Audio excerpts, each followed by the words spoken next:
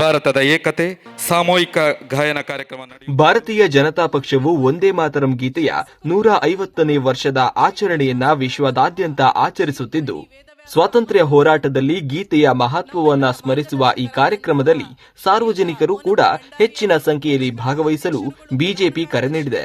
ಮಂಗಳೂರಿನ ಪಿವಿಎಸ್ ಮುಂಭಾಗದ ಬಿಜೆಪಿ ಕಚೇರಿಯಲ್ಲಿ ಈ ಕಾರ್ಯಕ್ರಮ ಜರುಗಿದ್ದು, ಸಂಸದ ಬ್ರಿಜೇಶ್ ಚೌಟ ಕಾರ್ಯಕ್ರಮವನ್ನ ಉದ್ಘಾಟಿಸಿದರು.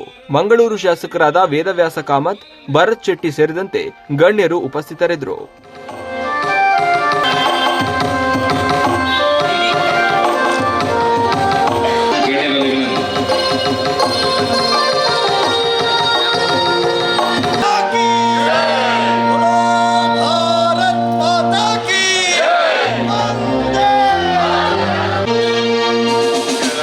ಧನ್ಯವಾದಗಳು.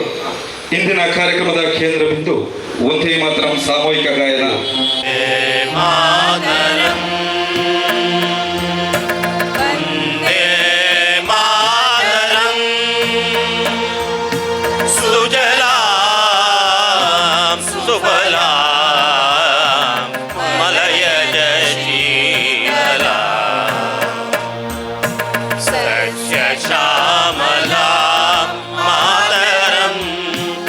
ವಂದೇ ಮಾತರಂ. ಶುಭ್ರ ಜ್ಯೋತ್ಸ್ನಾ ಪುಲಕಿತ ಯಾಮಿನೀ, ಫುಲ್ಲ ಕುಸುಮಿತ ದ್ರುಮದಳ ಶೋಭಿನೀ, ಸುಹಾಸಿನಿ ಸುಮಧುರ ಭಾಷಿಣಿ. ಭಾರತೀಯ ಜನತಾ ಪಾರ್ಟಿಗೆ, ಭಾರತೀಯ ಜನತಾ ಪಾರ್ಟಿಯ ಕಾರ್ಯಕರ್ತರಿಗೆ ಇದೊಂದು ಅತ್ಯಂತ ಸಂಭ್ರಮದ ದಿನ, ಅತ್ಯಂತ ಹೆಮ್ಮೆಯ ಕ್ಷಣ.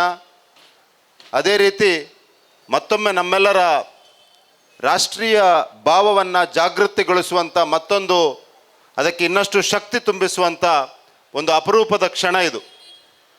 150 ವರ್ಷಗಳ ಹಿಂದೆ ಒಂದು ಗೀತೆ ಇಡೀ ದೇಶವನ್ನು ಒಟ್ಟುಗೂಡಿಸ್ಬೋದು, ಇಡೀ ದೇಶವನ್ನು ಪರಕೀಯರ ವಿರುದ್ಧ ಜೋಡಿಸ್ಬೋದು, ಮನಸ್ಸುಗಳನ್ನು ಜೋಡಿಸ್ಬೋದು, ಹೃದಯಗಳನ್ನು ಜೋಡಿಸ್ಬೋದು, ಭಾವನೆಯನ್ನು ಜಾಗೃತಗೊಳಿಸ್ಬೋದು ಅನ್ನುವಂಥ ಒಂದು ಅಪರೂಪದ ಗೀತೆ ವಂದೇ ಮಾತರಂ. ಬಂಧುಗಳೇ, ಭಾರತೀಯ ಜನತಾ ಪಾರ್ಟಿಯ ಕಾರ್ಯಕರ್ತರಾಗಿ ನಾವು ಅತ್ಯಂತ ಸಂತೋಷ ಪಡಬೇಕು. ಪ್ರಾಯಶಃ ಈ 150ನೇ ವರ್ಷಾಚರಣೆ ಭಾರತೀಯ ಜನತಾ ಪಾರ್ಟಿಯ ಸರ್ಕಾರ ಅಥವಾ ಸನ್ಮಾನ್ಯ ನರೇಂದ್ರ ಮೋದಿ ಅವರ ಸರ್ಕಾರ ಇಲ್ಲದಿದ್ದರೆ ಇವತ್ತು ಆಚರಣೆ ಆಗ್ತಾ ಇರಲಿಲ್ಲ. ಭಾರತೀಯ ಜನತಾ ಪಾರ್ಟಿ ರಾಷ್ಟ್ರ ಮೊದಲು ಅನ್ನುವಂಥ ಒಂದು ಸಂಕಲ್ಪವನ್ನು ಇಟ್ಕೊಂಡು ಹುಟ್ಟಿದಂಥ ಪಾರ್ಟಿ, ಅದಕ್ಕೋಸ್ಕರ ಕೆಲಸವನ್ನು ಮಾಡ್ತಾ ಇದ್ದಂಥ ಪಾರ್ಟಿ, ಇವತ್ತು ಆಡಳಿತ ಬಂದ ಮೇಲೆ ಒಂದು ವಿಕಸಿತ ಭಾರತವನ್ನು ನಿರ್ಮಾಣ ಮಾಡಬೇಕು ಅನ್ನುವಂಥ ಕನಸನ್ನು ತೊಟ್ಟು ಸಂಕಲ್ಪವನ್ನು ಇಟ್ಟು ಕಳೆದ 11 ವರ್ಷದಿಂದ ನಮ್ಮ ಪ್ರಧಾನಮಂತ್ರಿಗಳು ಕೆಲಸವನ್ನು ಮಾಡ್ತಾ ಇದ್ದಾರೆ. ವಂದೇ ಮಾತರಂನ ಈ 150ನೇ ವರ್ಷಾಚರಣೆ ಮಾಡ್ತಾ ಇರುವಂಥ ಸಂದರ್ಭದಲ್ಲಿ ಇಡೀ ದೇಶಕ್ಕೆ, ವಿಶೇಷವಾಗಿ ನಮ್ಮ ಪಾರ್ಟಿಯ ಕಾರ್ಯಕರ್ತರಿಗೆ, ಯುವ ಜನರಿಗೆ, ಮಹಿಳೆಯರಿಗೆ, ರೈತರಿಗೆ ನಮ್ಮ ಪ್ರಧಾನಮಂತ್ರಿಗಳ ಕರೆ ಇರುವಂಥದ್ದು ಒಂದೇ. ವಿಕಸಿತ ಭಾರತದ ಕಡೆ ಹೋಗ್ತಾ ಇರುವಂಥ ಈ ಸಂದರ್ಭದಲ್ಲಿ ಈ ವಂದೇ ಮಾತರಂ ಮತ್ತೊಮ್ಮೆ ಆ ದೇಶಭಕ್ತಿಯ, ರಾಷ್ಟ್ರಭಕ್ತಿಯ, ರಾಷ್ಟ್ರಕ್ಕೋಸ್ಕರ ಕೆಲಸ ಮಾಡುವಂಥ, ರಾಷ್ಟ್ರ ಸರ್ವೋಪರಿ ಅನ್ನುವಂಥ ಒಂದು ಭಾವನೆಯನ್ನು ಜಾಗೃತಗೊಳಿಸುವಂಥ ಕ್ಷಣ ಇದಾಗಬೇಕು ಅನ್ನುವಂಥ ಕರೆಯನ್ನು ಕೊಟ್ಟಿದ್ದಾರೆ. 9:30 ಗಂಟೆಗೆ ಪ್ರಧಾನಮಂತ್ರಿಗಳು ಈ ಸಂದರ್ಭದಲ್ಲಿ ಇಡೀ ದೇಶವನ್ನು ಉದ್ದೇಶಿಸಿ ಮಾತನಾಡಲಿಕ್ಕಿದ್ದಾರೆ. ನಾವೆಲ್ಲ ಕಾರ್ಯಕರ್ತರು ಆ ಸಭೆಯಲ್ಲಿ ಆ ಭಾಷಣವನ್ನು ಕೂಡ ಕೇಳಬೇಕು.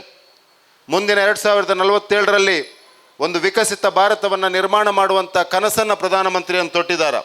ಆ ವಿಕಸಿತ ಭಾರತದಲ್ಲಿ ಎಲ್ಲರಿಗೂ ಸಮಾನ ಅವಕಾಶಗಳಿರಬೇಕು, ಎಲ್ಲರ ಸಾಮರ್ಥ್ಯಕ್ಕೆ ತಕ್ಕದಂಥ ಅವಕಾಶಗಳು ದೊರಕಬೇಕು. ಈ ಸಮಾಜದಲ್ಲಿರುವಂಥ ಎಲ್ಲರೂ ಒಂದಾಗಿ ಒಟ್ಟಾಗಿ ಯೋಚನೆಯನ್ನು ಮಾಡಬೇಕು. ಇಡೀ ವಿಶ್ವಕ್ಕೆ ನಾಯಕತ್ವವನ್ನು ಕೊಡುವಂಥ ಸ್ಥಾನಮಾನದಲ್ಲಿ ಭಾರತವನ್ನು ತಂದು ನಿಲ್ಲಿಸುವಂಥ ಒಂದು ದೊಡ್ಡ ಜವಾಬ್ದಾರಿ ನಮ್ಮೆಲ್ಲರ ಮೇಲಿದೆ ಅನ್ನುವಂಥದ್ದನ್ನು ನೆನಪಿಸುವಂಥ ಪ್ರಧಾನಿ ನಮಗಿದ್ದಾರೆ. 2047ರ ವಿಕಸಿತ ಭಾರತದ ಕಡೆ ಹೆಜ್ಜೆ ಹಾಕ್ತಾ ಇರುವಂಥ ಭಾರತ ಆತ್ಮನಿರ್ಭರತೆಯ ದಾರಿಯಲ್ಲಿ ಹೋಗಬೇಕು, ಸ್ವದೇಶಿ ಯೋಚನೆ ಮಾಡಬೇಕು, ಸ್ವದೇಶಿ ಬಳಕೆ ಮಾಡಬೇಕು, ಸ್ವದೇಶಿಯನ್ನು ಬೆಂಬಲಿಸಬೇಕು ಅನ್ನುವಂಥ ಕರೆಯನ್ನು ಕೊಟ್ಟಿರುವಂಥ ಪ್ರಧಾನಮಂತ್ರಿಗಳ ಈ ಕರೆಗೆ ಪ್ರಾಯಶಃ ಈ 150ನೇ ವರ್ಷಾಚರಣೆ ವಂದೇ ಮಾತರಂನ ವರ್ಷಾಚರಣೆ ಏನಿದೆಯಾ ನಮ್ಮೆಲ್ಲರನ್ನ ಜಾಗೃತಗೊಳಿಸುವಂಥ ಕೆಲಸ, ನಮ್ಮೆಲ್ಲರನ್ನ ಮತ್ತೆ ಬಡಿದೆಬ್ಬಿಸುವಂಥ ಕೆಲಸವನ್ನು ಮಾಡ್ತದೆ ಅನ್ನುವಂಥ ಆಶಯವನ್ನು ಈ ಸಂದರ್ಭದಲ್ಲಿ ನಾನು ವ್ಯಕ್ತಪಡಿಸ್ತಾ ಇದ್ದೇನೆ. 2025 ನಮಗೆಲ್ರಿಗೂ ಅತ್ಯಂತ ಸಂತೋಷದ ಮತ್ತು ಸಂಭ್ರಮದ ವರ್ಷ. ಯಾಕೆಂದರೆ ರಾಷ್ಟ್ರೀಯ ಸ್ವಯಂ ಸೇವಕ ಸಂಘ RSSಗೆ ಶತಾಬ್ದಿ ವರ್ಷ ಆದರೆ ಅಟಲ್ ಬಿಹಾರಿ ವಾಜಪೇಯಿ ಅವರಿಗೆ ಕೂಡ ಈ ಒಂದು ವರ್ಷ ಶತಾಬ್ದಿ ವರ್ಷ. ಜೊತೆಗೆ ತಾಯಿ ನೆಲಕ್ಕೆ ಗೌರವ ತಂದು ಕೊಟ್ಟಂಥ, ಸ್ವಾತಂತ್ರ್ಯದ ಹೋರಾಟಕ್ಕೆ ಕಿಚ್ಚು ಕೊಟ್ಟಂಥ, ರಾಷ್ಟ್ರ ಪ್ರೇಮಕ್ಕೆ ಇಡೀ ಶಕ್ತಿ ಕೊಟ್ಟಂಥ ವಂದೇ ಮಾತರಮನ ಈ 150ನೇ ವರ್ಷ ಕೂಡ ನಮಗೆ ಸಂಭ್ರಮದ ವರ್ಷ ಆಗಿದೆ. ಈ ಕಾರಣಕ್ಕೋಸ್ಕರ ಇವತ್ತು ಇಲ್ಲಿ ಈ ಕಾರ್ಯಕ್ರಮ ಆದರೆ ಮತ್ತೆ ಕಲ್ಲಡ್ಕದಲ್ಲಿ ವಿದ್ಯಾರ್ಥಿಗಳ ಮುಖಾಂತರ ಈ ಸಂಭ್ರಮಾಚರಣೆ ಆಗಲಿಕ್ಕಿದೆ. ನನಗೆ ಅನಿಸೋದು 150 ಕಡೆ ಇವತ್ತು ದೇಶದ 150 ಜಿಲ್ಲೆಗಳಲ್ಲಿ ವ್ಯವಸ್ಥಿತವಾದ ನಮ್ಮ ಪಾರ್ಟಿಯ ಮುಖಾಂತರ ಈ ಒಂದು ವಂದೇ ಮಾತರಂನ ಗೀತೆಯನ್ನು ಹಾಡೋದ್ರ ಮುಖಾಂತರ ಸಂಭ್ರಮ ಆಚರಣೆ ಮಾಡ್ತಾರೆ. ಶೆಟ್ಟಿ ಅವರಿದ್ದಾರೆ, ಅವರಿಗೂ ಧನ್ಯವಾದವನ್ನು ಕೋರ್ತಾ ಇದ್ದೇನೆ. ಅದೇ ರೀತಿ ನಮ್ಮ ವಿಧಾನ ಪರಿಷತ್ ಒಂದೇ ಒಂದೇ ಒಂದೇ